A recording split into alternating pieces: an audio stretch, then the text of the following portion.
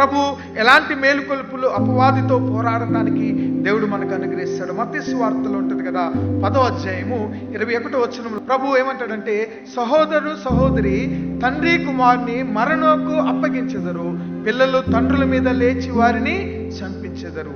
ఈ వాక్య భాగంలో మీరు పరిశీలన చేసుకుంటూ ముందుకు వెళ్తే, ఇంటి వారంతా వారు భార్య భర్త, కుమారులు కుమార్తెలు, లేకపోతే కోడళ్ళు అల్లుళ్ళు, మనవళ్ళు మనవరాలు, ఒక కుటుంబ వ్యవస్థ. ఇంటి వారంతా రక్షణ పొందేయాలంటే ఇహలోక సంబంధమైన అపవాది కలిగించే ఏదో ఒక పోరాటములు మనకు ఆటంకంగా ఉంటాయి. ఆ పోరాటాల్లో మన బిడ్డలకు కలిగించవచ్చు, మనకు కలిగించవచ్చు, భర్తకు భార్యకు కలిగించవచ్చు. ఎక్కడ ఈ పోరాటములో అపవాది మనకు కలిగించినా వాటిని అధిగమించాలి అనంటే దేవుని యందు మనము విశ్వాసం ఉంచాలి.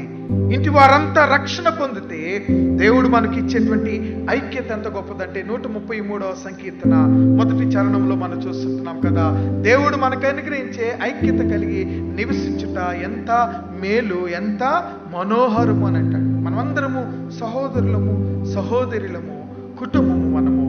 మనలో ఏముండాలి? ఐక్యత ఉండాలి. ఈ ఐక్యత మనలో ఏం చేస్తుందంటే అపవాదితో పోరాడగలుగునట్లు శక్తిని మనకిస్తుంది. సహోదరులు ఐక్యత కలిగి నివసించుట ఎంత మేలు, ఎంత మనోహరమని ప్రభు వాక్యము మనకు జ్ఞాపకం చేస్తుంది. ఈ మనోహరమైనటువంటి స్థితిగతులలో దేవుడు మనలను ఉంచాలి అని ఆకాంక్షించేటువంటి